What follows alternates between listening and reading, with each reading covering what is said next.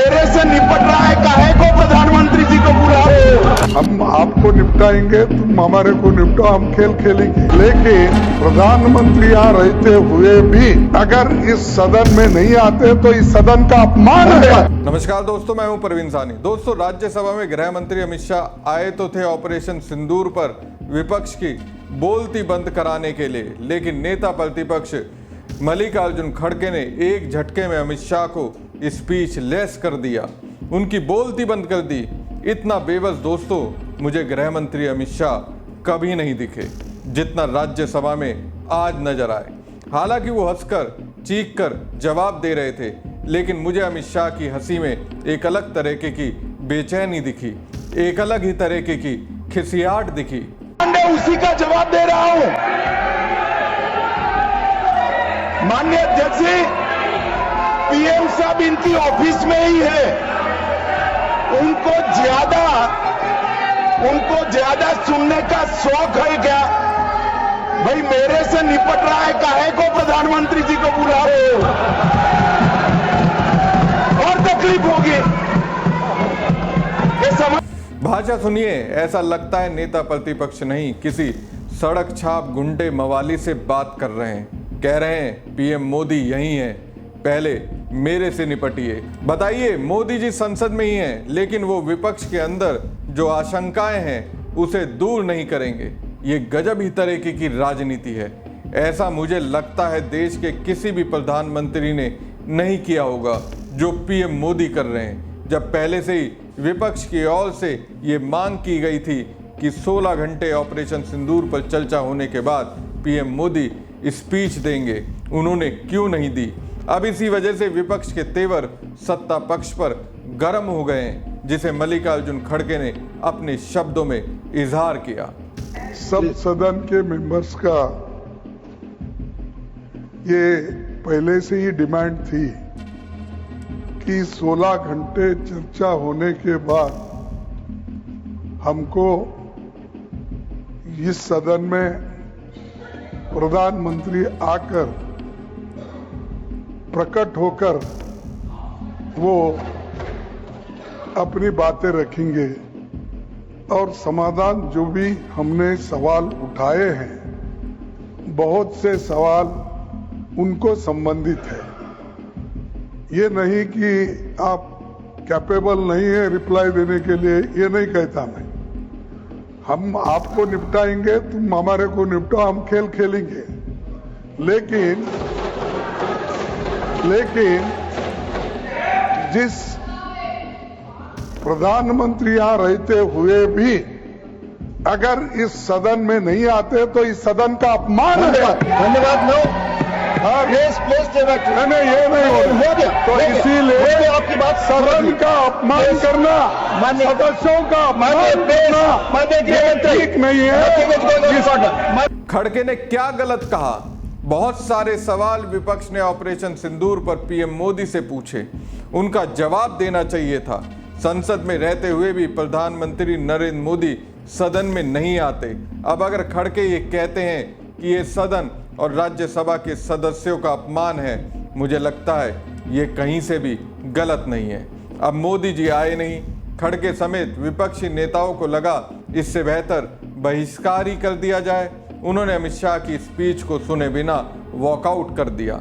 सवाल तो यही है, विपक्ष पहलगाम घटना के लिए अमित शाह का इस्तीफा मांग रहा है कि ये चूक हो गई है, सुरक्षा में चूक हो गई है।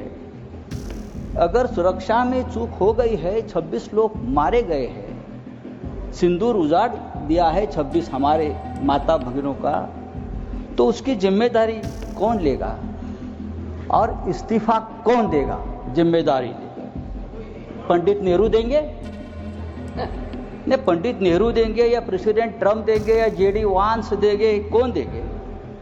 इस्तीफा देश के गृह मंत्री ने देना चाहिए, ये उनकी जिम्मेदारी है सर। इस देश में 24 घंटे में उपराष्ट्रपति का इस्तीफा लिया जाता है क्योंकि आपके बात मानते नहीं, लेकिन 26 लोगों की हत्या होने के बावजूद किसी का इस्तीफा नहीं, किसी से माफी नहीं। ये इस देश की स्थिति है। हमारे आदरणीय संजय राउत ने ठीक कहा, अगर सुरक्षा में चूक हुई है तो उसकी जिम्मेदारी कौन लेगा? ट्रंप, जेडी वेंस या फिर कोई और तो लेगा नहीं। जिन पर देश के अंदर की सुरक्षा की जिम्मेदारी है उन्हें ही लेनी होगी। अब जिनसे चूक हुई है उसी को ऑपरेशन सिंदूर पर जवाब देने के लिए पीएम मोदी ने भेज दिया। जिनका इस्तीफा विपक्ष को चाहिए वही ऑपरेशन सिंदूर का वर्णन अपने शब्दों में कर रहे हैं। वही हो गया जिसके लिए राहुल गांधी जी ने आगाह किया था। और इससे बुरी खबर, इससे भयावह खबर हिंदुस्तान की इकोनॉमी के लिए दूसरी कोई हो नहीं सकती है। मोदी जी के मित्र डोनाल्ड ट्रंप ने हमारे यहां से जो ट्रेड होता है उस पर 25% टैरिफ तो ठोका ही है, साथ में पेनल्टी भी लगाई है रशिया से खरीदने पर, जो तेल हम खरीदते हैं और जो आर्म्स खरीदते हैं उसके चलते हुए। इसका सीधा सीधा असर हमारी इकोनॉमी पर होगा, हमारे प्रोडक्शन पर होगा, हमारी कॉम्पिटिटिवनेस, हमारे एक्सपोर्ट्स पर होगा और साथ ही साथ नौकरियों पर होगा। एक छोटे से उदाहरण से समझ लीजिए, हम यहाँ पर दवाइयाँ बनाते हैं, वो यूएस में बेचते हैं। अब 25% टैरिफ लग जाएगा, वो दवाइयाँ महंगी हो जाएंगी, वहाँ पर डिमांड कम होगी। डिमांड जैसे ही कम होगी, यहाँ की जो कंपनी है वो कम दवाइयाँ बनाएगी, कम उत्पादन करेगी, कम प्रोडक्शन करेगी। जैसे ही वो ये काम करेगी उसको कम लोग चाहिए होंगे ये काम करने के लिए। वो लोगों को नौकरी से या तो निकालेगी या कम लोग हायर करेगी, सीधे सीधे बेरोजगारी बढ़ेगी। इसका जो भयावह असर है वो इलेक्ट्रिकल सेक्टर पे, इलेक्ट्रॉनिक सेक्टर पे, कंप्यूटर्स, टेक्सटाइल, यान, जेम्स एंड ज्वेलरी, उन सेक्टर्स पे पड़ेगा जिसमें नौकरी का बड़े तौर पर सृजन हो सकता है। इसका जिम्मेदार कौन है? क्या कर रहे थे मोदी जी? अरे मोदी जी ने तो राहुल जी की चुनौती भी नहीं स्वीकारी, एक बार भी ट्रंप का नाम नहीं लिया कल, और उसके उनके भाषण के बाद 30वीं बार ट्रंप ने कह दिया मैंने सीज फायर कराया है। क्या फायदा हुआ मोदी जी के बिना इनवाइट के अमेरिका लपके जाने का, गलबहियां करने का? उनके मंत्री पीयूष गोयल भी अमेरिका घूम रहे थे। क्या फायदा हुआ? क्या फायदा हुआ नमस्ते ट्रंप और हाउडी मोदी और अब की बार ट्रंप सरकार के नारे लगवाकर? क्योंकि एक बात साफ है, हमारी विदेश नीति पूरी तरह से फेल हो चुकी है। क्योंकि यह सबूत है इस बात का कि ध्वस्त विदेश नीति के चलते यह हुआ है। हमारी विदेश नीति फेल है और इसलिए ट्रंप हम पर इस तरह के टैरिफ लगा रहे। विदेश नीति का क्या काम होता है? राष्ट्र हित को सर्वोपरि रखना, दुनिया के देशों को अपना एलाय बनाना, अपने राष्ट्र हित की बात करना। यहां पर तो विदेश नीति का इस्तेमाल जो है वो मोदी जी की छवि को चमकाने, सुधारने, पीआर और उनके राजनीतिक एजेंडे को आगे बढ़ाने के लिए किया जा रहा है और उसका खामियाजा देश भुगत रहा है। लेकिन ये बहुत भयावह खबर है, ये बहुत दिक्कत तलब खबर है। और दिक्कत इस बात की है कि इस टैरिफ से हमारे यहाँ का प्रोडक्शन, हमारे यहाँ के एक्सपोर्ट्स, हमारे यहाँ की इकोनॉमी, हमारे यहाँ के जॉब्स, सब पर बुरा असर पड़ने वाला है।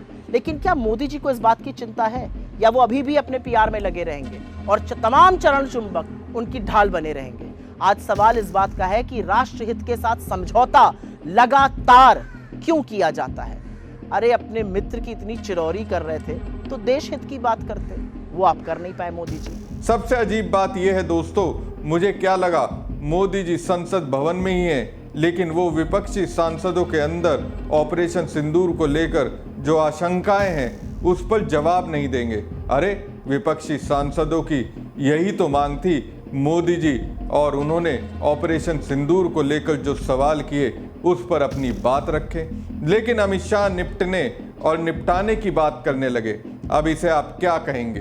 कमेंट बॉक्स में कमेंट कर जरूर बताएं। साथ ही पेज को ज्यादा से ज्यादा लाइक और शेयर कीजिएगा। धन्यवाद।